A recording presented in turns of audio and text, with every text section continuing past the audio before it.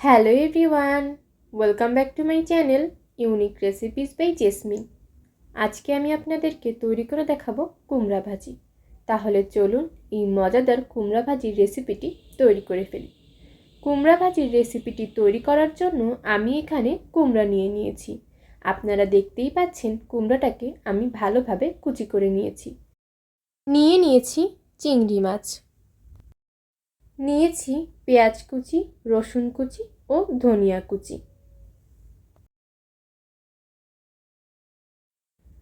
আপনারা দেখতেই পাচ্ছেন আমি কুমড়াটাকে কিভাবে কেটেছি। আপনারাও সেমভাবে কুমড়াটাকে কেটে নেবেন।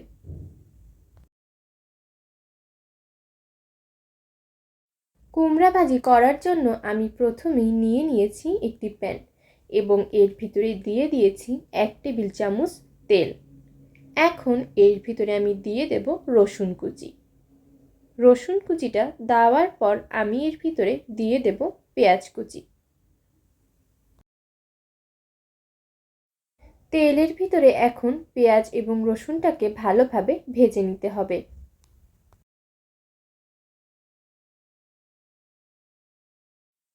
পেঁয়াজ এবং রসুনটা বাদামি রঙের হয়ে এলে আমি এর ভিতরে দিয়ে দেব চিংড়ি মাছ। চিংড়ি মাছটা দেওয়ার পর চিংড়ি মাছটাকে পেঁয়াজ ও রসুনের সাথে ভালোভাবে মিশিয়ে নিতে হবে। দিয়ে দেব স্বাদ মতো লবণ, দিয়ে দেব হলুদের গুঁড়া। হলুদের গুঁড়াটা দেওয়ার পর হলুদের গুঁড়াটাকে চিংড়ি মাছের সাথে ভালোভাবে মিশিয়ে নিতে হবে। দিয়ে দেব হাফ কাপ পরিমাণ পানি। পানিটা দেওয়ার পর পানির সাথে মশলাটাকে ভালোভাবে মিশিয়ে নিতে হবে। মেশানো হয়ে গেলে আমি এর ভিতরে দিয়ে দেব কেটে রাখা কুমড়াগুলো। কুমড়াগুলোকে চিংড়ি মাছের ভিতরে দিয়ে ভালোভাবে চিংড়ি মাছের সাথে কুমড়াটাকে মিশিয়ে নিতে হবে।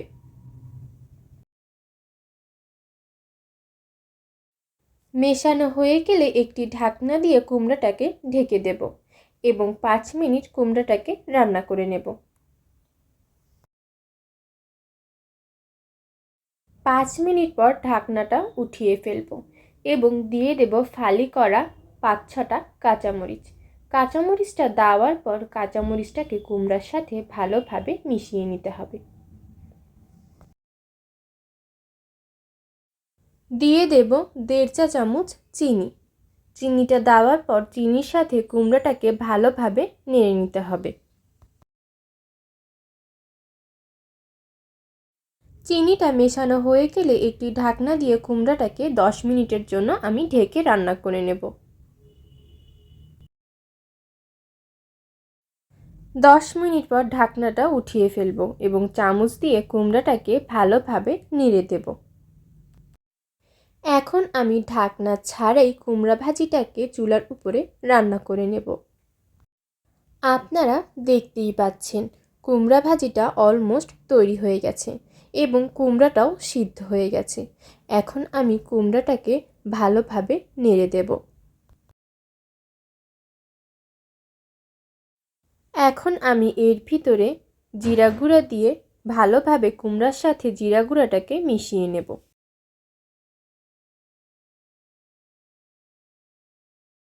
দিয়ে দেব ধনিয়া কুচি। ধনিয়া কুচিটা দেওয়ার পর ধনিয়া কুচির সাথে কুমড়াটাকে ভালোভাবে মিশিয়ে নিতে হবে।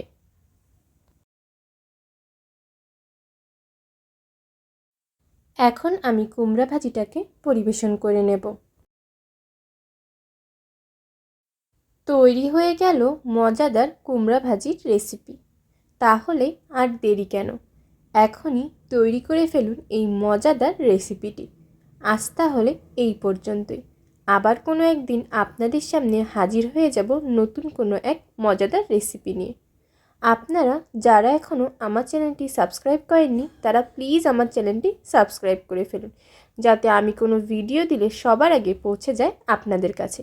ভিডিওটি যদি ভালো লেগে থাকে তাহলে অবশ্যই একটি লাইক দিবেন, পাশে থাকা বেল আইকনটি ক্লিক করে দিবেন এবং ফেসবুকে ইউনিক রেসিপিস বাই জেসমিন আমার পেজটাকে প্লিজ ফলো দিবেন এবং লাইক করবেন। আল্লাহ হাফেজ।